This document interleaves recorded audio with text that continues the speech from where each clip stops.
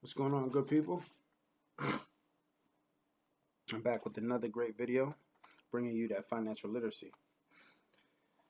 Alrighty, now with this video, I'll be talking about building wealth slowly and the rate of return.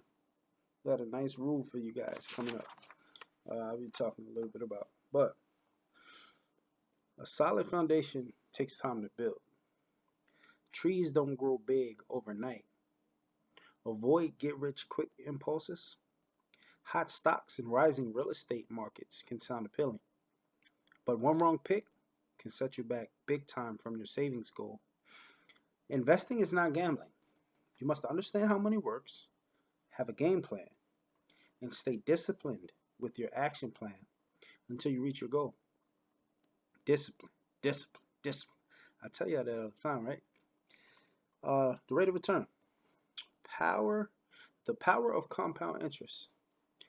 It's amazing. One of the most important concepts in finance is the rule of 72. Now, some of you may have heard of that or familiar with it. Some of you aren't. But if you're watching this video, now you are. You're welcome. It shows you how to calculate the effect of compound interest with a very simple formula. Take 72 and divide it by the rate of return. The answer you get from that is the number of years it takes to double your money. So, for the examples here is 3 examples. They have one at a 6% return rate, 8% return rate, and a 10% return rate.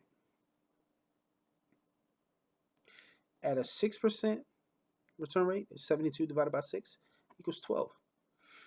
At that 6%, money nearly doubles every 12 years. So, let's say you're 12 years old. You have $20,000, right? At 24, 12 years later, it'll double. You'll have 40,000. At 36, you'll have 80,000. So on and so forth. You get it. You know what I mean? So let's check the 8%. At 8%, 72 divided by 8, of course, is 9. So at an 8% return rate, your money would double every 9 years. Of course, at age 9, you got 20,000. At 18, you'll have 40. At 27, you'll have 80. At a 6%, at 36, you would have had 80. So that just shows you the growth in your money right there. Just knocking the years down. It's growing. Now at that 10% rate, now we talking. 72 divided by 10 equals 7.2. So every 7.2 years, your money would double at a 10% return rate. So at age 7, you got 20,000, right? At age 15, you have 40,000, right? At age 22, you have 80,000. At that 8%, at 27, you would have had 80,000. Find you some vehicle, tax advantage vehicles, that will compound, increase your return compounded each year. Promise you. Promise you. Never fails. So at 22, you got 81,000. No, you got 80,000. At 29, you got 158,000. Well, 160,000. At 29. Let's go 7 more years. Something. At 29. This is how it's increasing. So you get it. You get the gist. You know what I mean? You see those numbers growing real big. At that 10% rate, at 29, add another 30 or more years, 60. You tipping the millions. 65 at retirement age, yeah, you pretty much you tipping the millions there. So the rule of 72 unveils the power The powerful impact of compound interest on money. It also reveals two types of people: people who don't understand money, or people who don't understand how money works. They'll end up working for money. People who understand how money works, they'll let their money work for them. Wealthy people tend to spend time learning and understanding how money works. They look for advice and solutions to get better returns for their money. A lot of poor people lack knowledge about personal finance. Some don't care to understand. Many have no plan and little savings. What savings they have are usually put into accounts with a low rate of return. Their money doesn't work for them. Compound interest works both ways. It can work to your benefit, but also to your disadvantage. For example, if you have a bill with a high interest rate and you don't make payments, excuse me, the interest can compound and your debt can grow until it becomes unmanageable. And even when you make payments, the high interest on the balance can make the debt grow back. It's like taking 2 steps forward and 1 step backwards. Sometimes it feels as if it's impossible to pay off balances. Now, I'm going to dab into this simple interest versus the compound interest. No, you know what? No. I ain't gonna jump into that. I'm gonna save that. Alrighty. Let's jump into the taxes. A little bit of the taxes. Alright. Benjamin Franklin made a good point. He had some facts for you. Okay. Benjamin Franklin said that nothing is certain in this world except for death and taxes. You make money, they tax you. You spend money, they tax you. You save money, they tax you.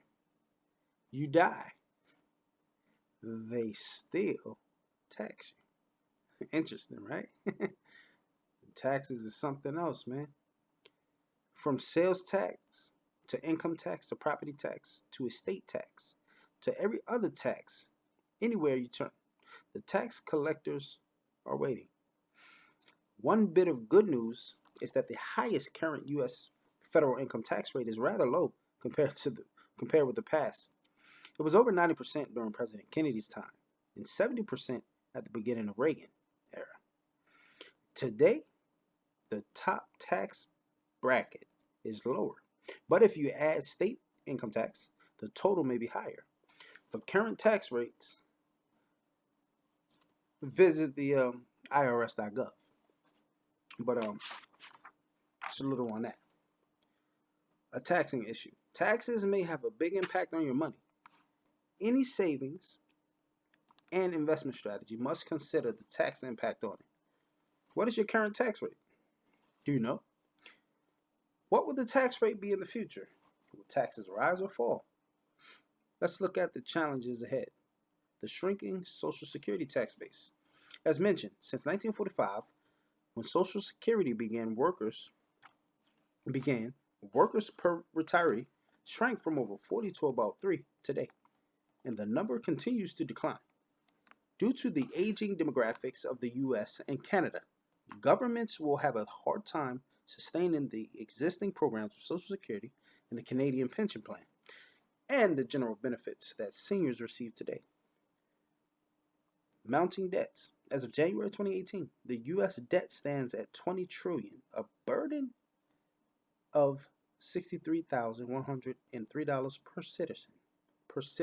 Sorry about that. Citizen. But it was just $13 trillion 7 years ago. Canada's debt is $1.1 trillion, and an average burden of $31,533 per citizen. Guess who is going to pay for this debt? Our future generations. Look at that. The government borrows most of it through public debt, which it owes to individuals, businesses, and foreign governments who bought treasury, bills, notes, and bonds. Foreign investors hold the largest share of the U.S. national debt. China, and Japan top the list, holding more than 1 trillion each in IOUs. Them IOUs is something else. Touch on them another time. As the tax base for workers per retiree is shrinking, the cost to provide retirement benefits, Medicare, defense, and infrastructure continue to rise. The government will have to choose between cutting the budget or raising taxes. Many people believe taxes may have to go up in the future. What do you think? Capital gains tax. Almost everything you own, everything used for personal or investment purposes, is a capital asset, like your home, your stocks. Oh, I'm sorry, I meant to tell y'all. Y'all might want to get a pen and paper out, or you could just always look at my handsome self and just listen to the video over and over. But all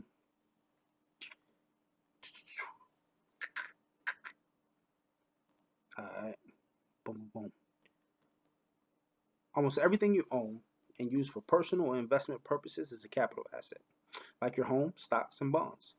So when you sell capital assets, the difference between the amount you sold it for and your basis, which is usually what you paid for it, it's a capital gain or capital loss.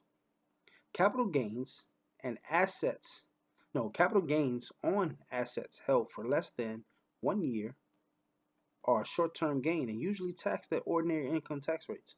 Capital gains on assets held longer than 1 year are qualified for long-term capital gains treatment, and are taxed at a lower rate.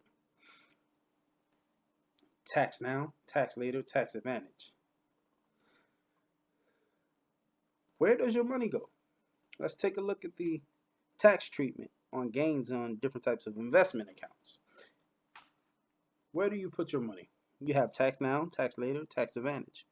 I know a lot of people tend to put their money in the tax now. Some tax later, very few tax advantage. I can help you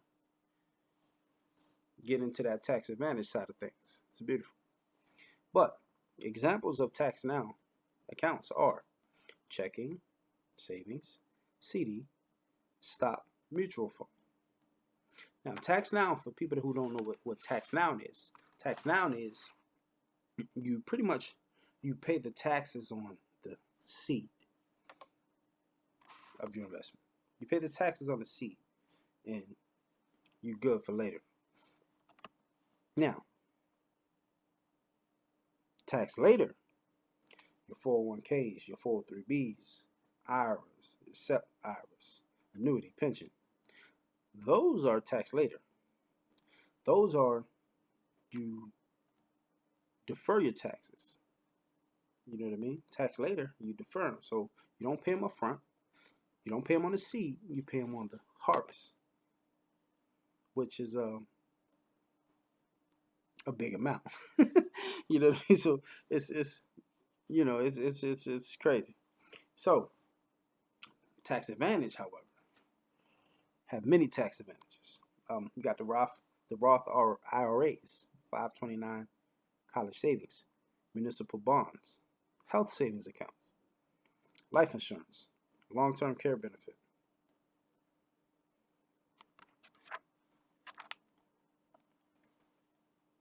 Let me break it down for you.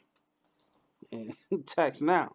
Well, break it down how my book does, because I broke it down. But tax now means that any earnings from these accounts must pay tax for that year. For example, you must report and pay tax on earnings from savings account, certificates of deposit, CDs, guaranteed investment contracts, GICs, and dividends from stocks, mutual funds, and money market funds. In Canada, guaranteed investment certificates, or GICs, term deposits in any investment or savings generally held in non-registered plan will fall in this category. Tax later means the money you put in is pre-tax.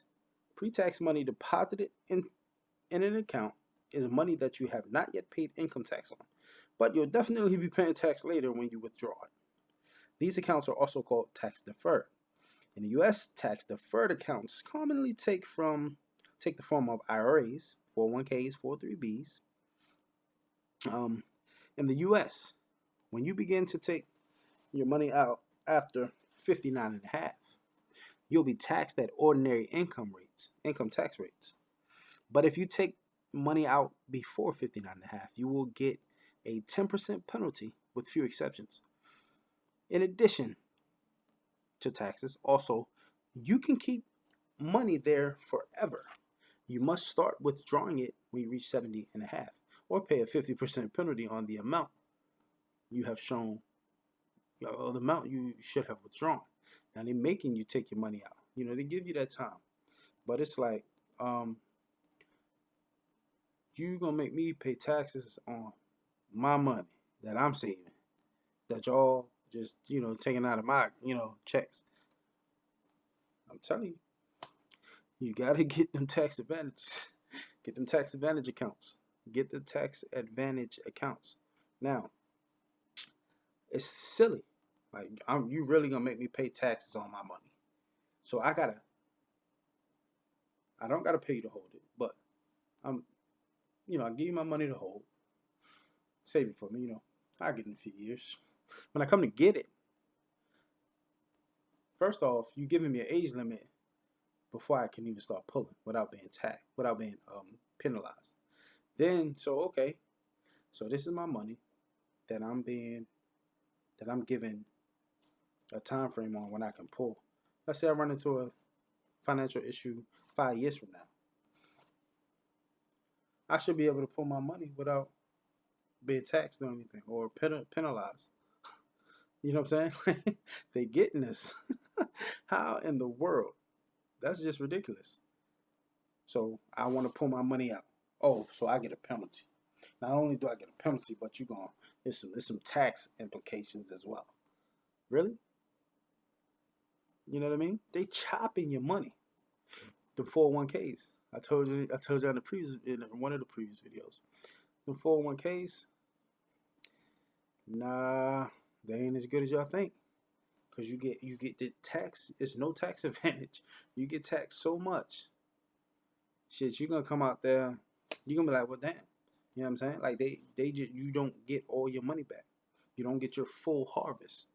You know what I mean? Let's say you got $1 million. Got $1 million saved up in your 401k, right? You go to pull it. Or pull from it. Whichever, And you probably only gonna get like 700,000. So you mean to tell me y'all gonna keep 300,000 of my hard-earned money? Get you in the tax advantage. Now let me just skip them because I'm gonna skip the rest of the tax later, because tax later. This silly. It's silly, man. You gotta get on the tax advantage stuff. Now let me get to it.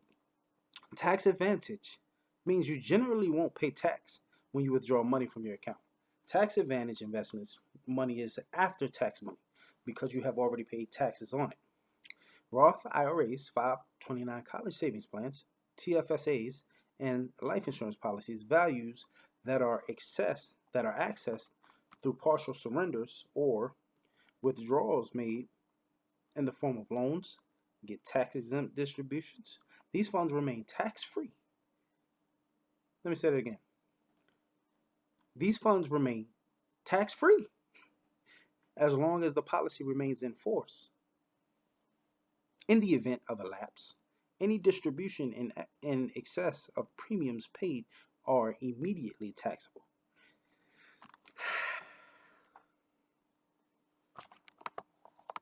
Tax advantage.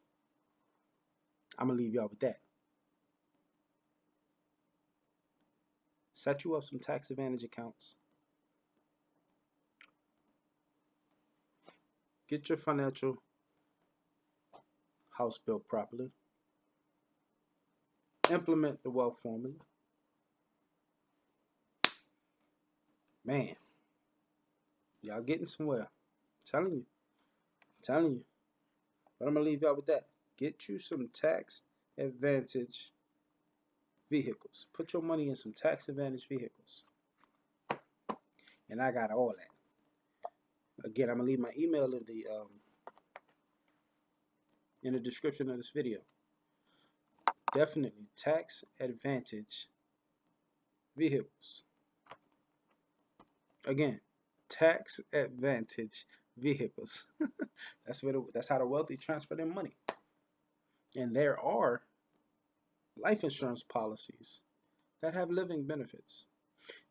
People definitely misunderstand, or the education on life insurance got tossed, flipped, turned, cooked, and some more stuff.